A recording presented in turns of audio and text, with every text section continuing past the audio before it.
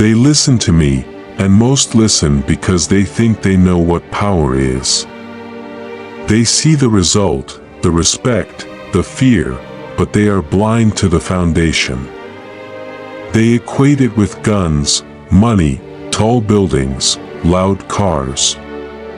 They are mistaken.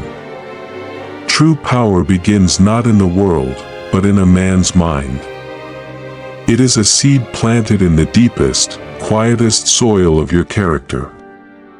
It grows not in sunlight, but in silence.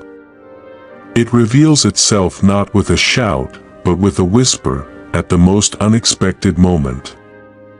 Shall I tell you a secret? Power is never what is visible. It is the unseen force. It is the understood truth between two men, a truth that never needs to be spoken. Most men chase the symbols of power instead of power itself.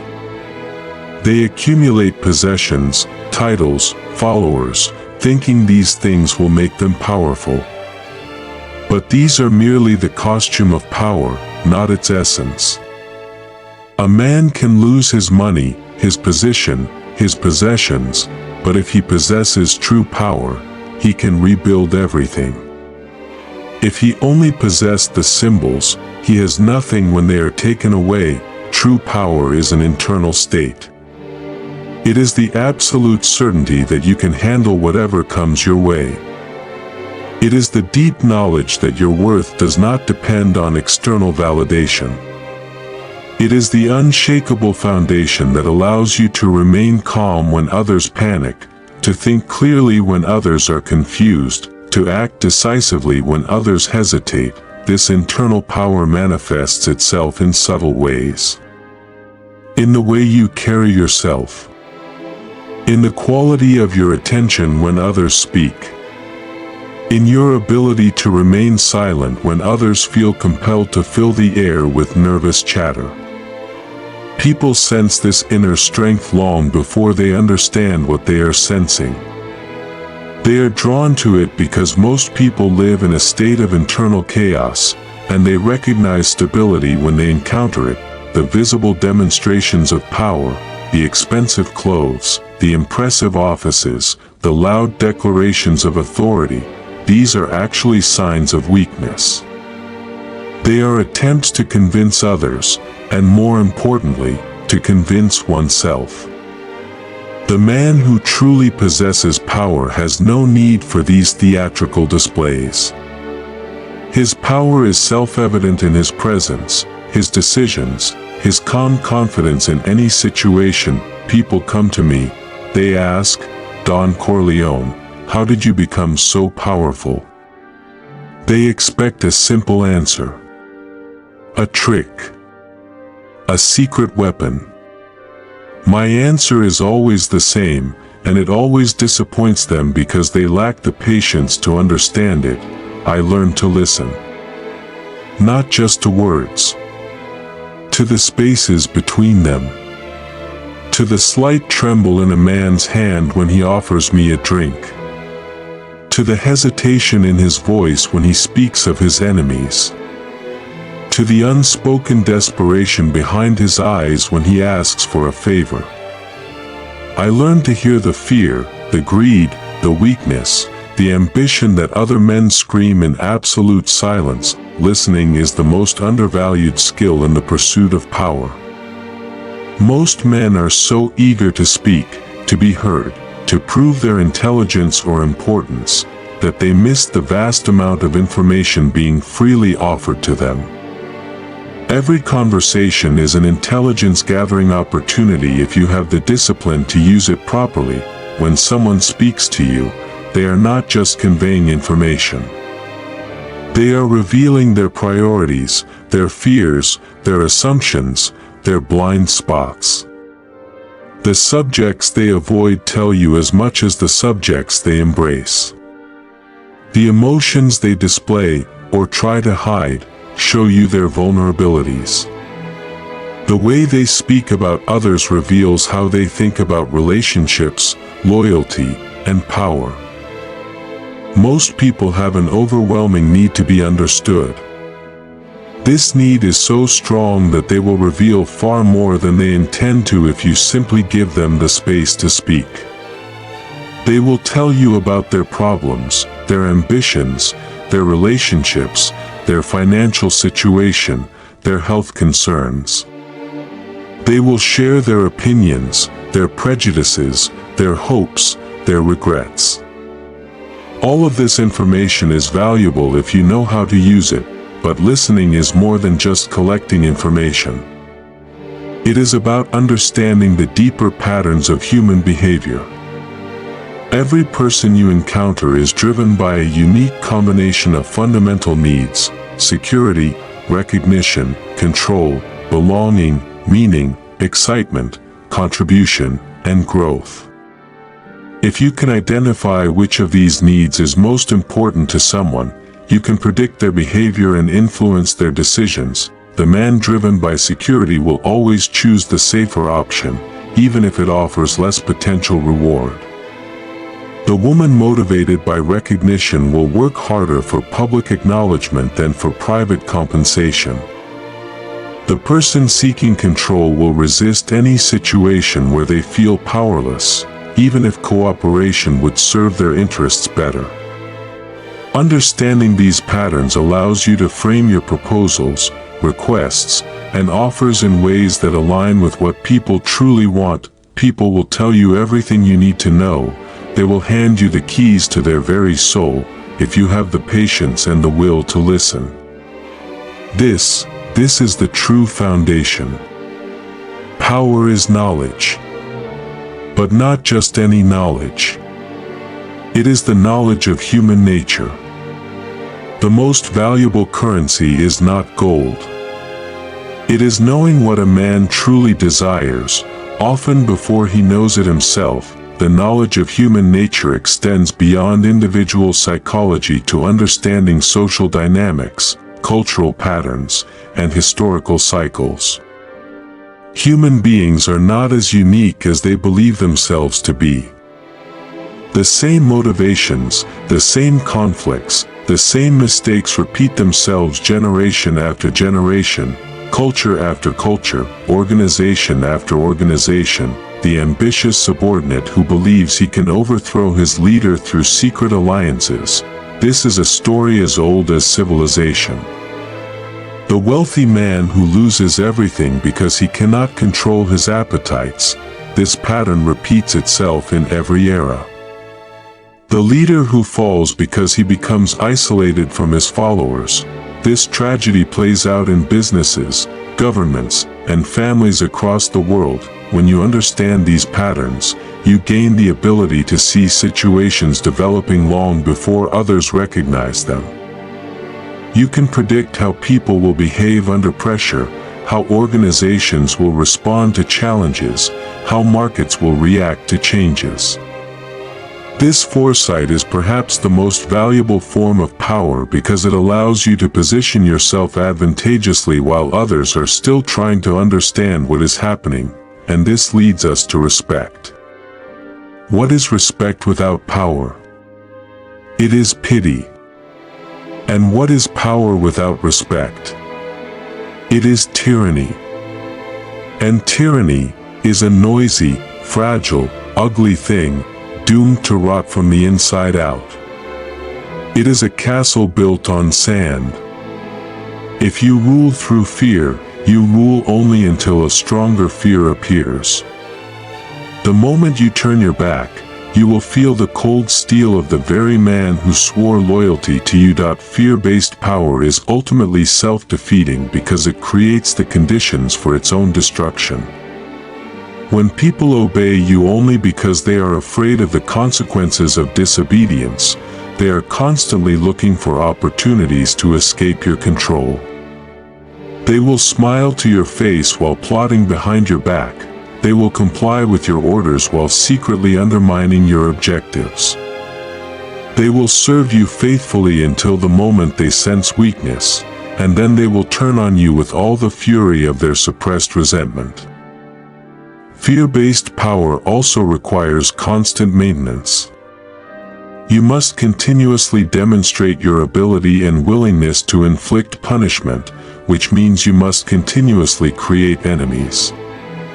Each demonstration of force creates new opposition, new risks, new challenges to your authority.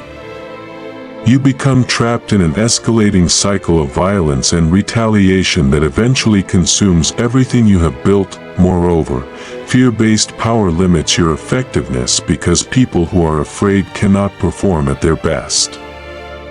Fear makes people cautious, unimaginative, and slow to adapt. They will do exactly what you tell them to do, but they will not take initiative, suggest improvements, or warn you of problems they observe. An organization built on fear is brittle and inflexible, unable to respond effectively to changing conditions, but if you earn a man's respect, that is a different bond. It is forged in steel. Respect is when a man does the right thing for you, not because you are watching, but precisely because you are not. Respect is a promise being kept without a single piece of paper, without a witness, solely because of the weight of your name, because of the belief in your word. Your word must be more binding than any contract. Respect-based power is self-reinforcing because it creates positive cycles instead of negative ones. When people respect you, they want to maintain their relationship with you. They take pride in their association with you. They speak well of you to others, which enhances your reputation and attracts more high-quality people to your organization. People who respect you will go beyond what is required. They will take initiative to solve problems before you become aware of them. They will look for ways to exceed your expectations.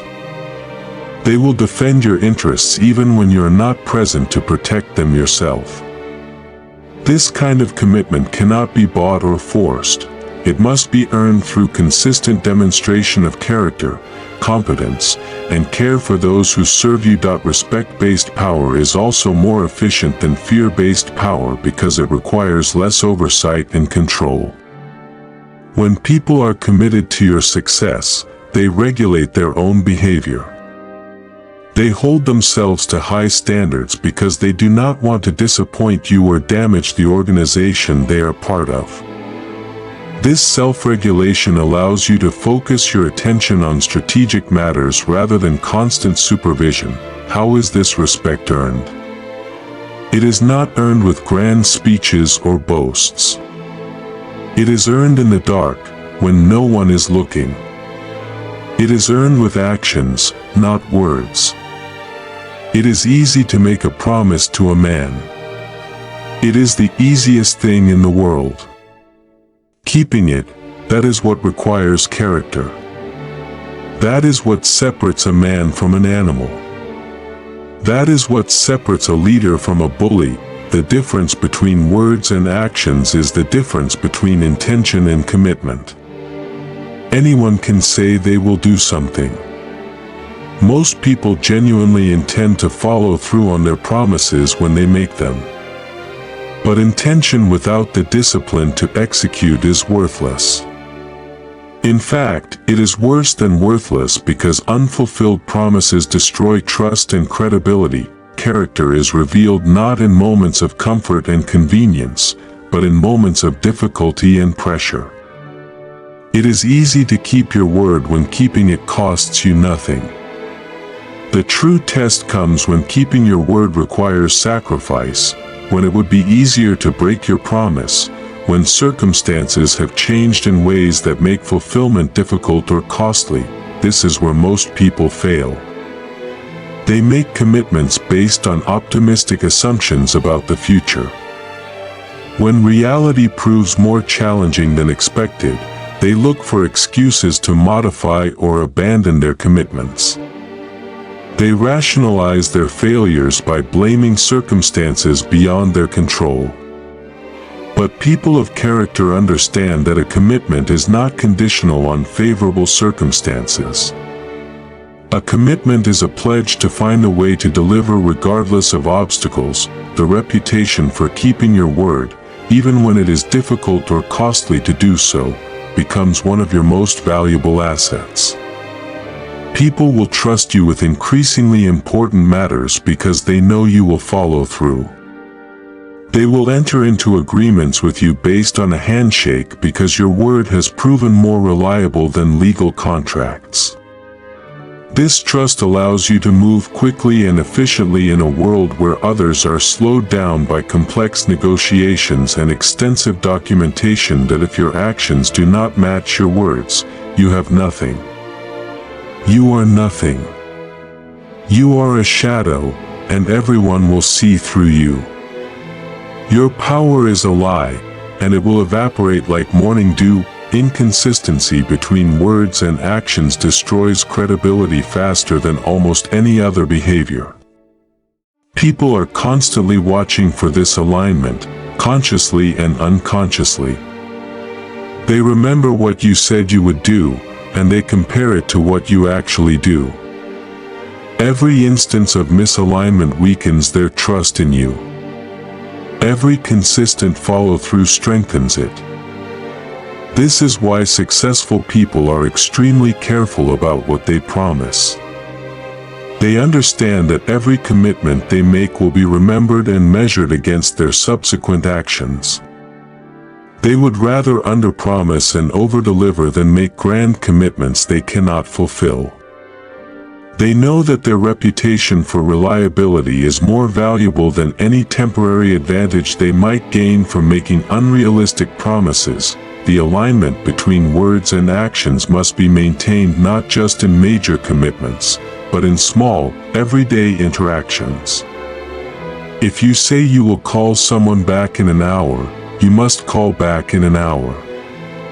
If you say you will arrive at 10 o'clock, you must arrive at 10 o'clock. If you say you will consider someone's proposal, you must actually consider it. These small consistencies build the foundation of trust that allows for larger commitments and greater influence. People confuse movement with action. They confuse noise with strength. They believe that the powerful man is the one who speaks the loudest, who makes the grandest gestures. This is a performance for children. True strength is often silent. True power is in observation. The confusion between activity and effectiveness is one of the most common mistakes in the pursuit of power. Many people believe that being busy demonstrates importance, that making noise shows strength, that constant motion indicates progress. But much of this activity is wasted energy, motion without direction, noise without meaning. True power conserves energy for maximum impact. It focuses attention on what matters most. It eliminates unnecessary activities that create the illusion of progress while accomplishing nothing of substance. The powerful person appears calm and unhurried because they have learned to distinguish between what is urgent and what is important, between what requires their personal attention and what can be delegated or ignored. Observation is one of the most undervalued skills in leadership. Most people are so focused on their own performance, their own agenda, their own concerns, that they miss the valuable information constantly available in their environment. They miss the subtle shifts in mood, the unspoken tensions, the emerging opportunities, the developing problems that could be addressed before they become crises. The observer sees patterns that others miss. They notice when someone's behavior changes, when relationships shift, when external conditions create new possibilities or threats. This awareness allows them to adapt their strategies before their competitors understand that adaptation is necessary. They can take advantage of opportunities while others are still trying to figure out what is happening. Sometimes the most powerful man in the entire room is the one sitting quietly in the corner, the one who seems to be doing nothing at all. But his mind is working. He is listening. He is calculating. He is learning the weaknesses, the alliances, the unspoken tensions in the room. He is not wasting his energy. He is conserving it. He is waiting. The ability to remain still and alert while others expend their energy in fruitless activity is a sophisticated form of power. It requires tremendous self-discipline to resist the urge to participate in every conversation, to voice an opinion on every topic, to insert yourself into every decision. But this restraint allows you to see the bigger picture while others are lost in the details of their immediate concerns. From this position of observation, you can identify the real decision-makers versus the people who only appear to have authority. You can see who has genuine influence versus who is merely occupying a position. You can recognize the unspoken alliances and conflicts that shape how decisions are really made. This understanding allows you to direct your efforts more effectively, focusing on the people and factors that actually matter rather than wasting time on those who only seem important, and this is the most important weapon: patience. Patience is a discipline. Your enemy, he is impatient. He is emotional. He is driven by pride, by anger, by greed. He must have everything now. He will make mistakes. He will overextend. He will reveal his hand. Patience in the pursuit of power is perhaps the most difficult virtue to master because it requires you to act against your natural instincts and social pressures. We live in a culture that celebrates immediate gratification, quick results, and instant success. The patient approach appears slow, passive, and ineffective to those who measure progress in short-term gains rather than long-term outcomes, but impatience is the enemy of sound judgment. When you are impatient, you make decisions based on incomplete information. You act before you fully understand the situation. You commit resources before you have explored all your options. You reveal your intentions before you have secured your position. These rushed decisions often create more problems than they solve. Emotional decision-making is particularly dangerous in matters of power. When you are angry, you want to retaliate immediately. When you are excited by an opportunity, you want to act before someone else takes advantage of it. When you are afraid, you want to eliminate the threat as quickly as possible. But emotions cloud judgment and lead to overreaction, miscalculation, and strategic errors that can take years to overcome. Your competitors and opponents are often driven by these same emotional impulses. They want immediate results, quick victories, instant gratification. This impatience makes them predictable and vulnerable. They will take unnecessary risks, reveal their strategies prematurely, and exhaust their resources on short-term gains that leave them weak for the long-term competition. You must be like the rock in the river. The water crashes against you, but you do not move. You wait. You watch. You let the current do the work for you. You let your enemy make the fatal mistake. And then, only when the time is perfect, when the moment is ripe, you act. Not a moment sooner. Power is not the ability to act first. It is the supreme discipline of waiting to act last. This metaphor of the rock in the river captures the essence of strategic patience. The rock does not fight the water, it simply remains in position while the water flows around it. Over time, the constant flow of water carves channels that direct the river's path, making the rock's position more secure and influential. The rock shapes the river not through force, but through persistent presence and patient endurance. In human affairs, this patience allows you to let situations develop fully before committing to a course of action. You can see how all the variables interact, how different people respond to changing conditions, how external factors influence the situation. By the time you act, you have maximum information and maximum leverage, while your impatient competitors have already expended their resources and revealed their capabilities. The discipline of waiting to act last also means that you act with finality. Your action comes when the situation is fully developed, when success is most likely, when the consequences are most favorable to your interests.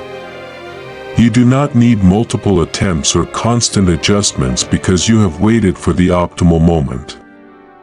Your single, well-timed action achieves what others could not accomplish with much greater effort. This is strategy. To defeat an enemy, you must understand him better than he understands himself. You must know what he desires most, and you must use that desire against him. The greatest victory is not to crush him with overwhelming force. That creates martyrs. It creates resentment. It creates new enemies. The greatest victory is to orchestrate his downfall so that he brings it upon himself. Understanding your opponent requires more than analyzing their conscious strategies and stated objectives. You must understand their psychological patterns, their emotional triggers, their unconscious assumptions about how the world works.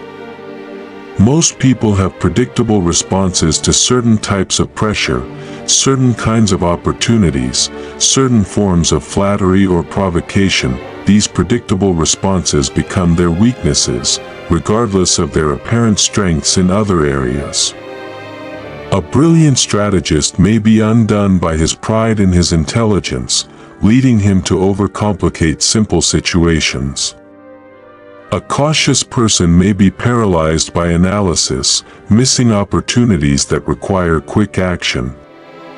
An ambitious person may be manipulated by dangling increasingly attractive prospects that lead them away from their real objectives.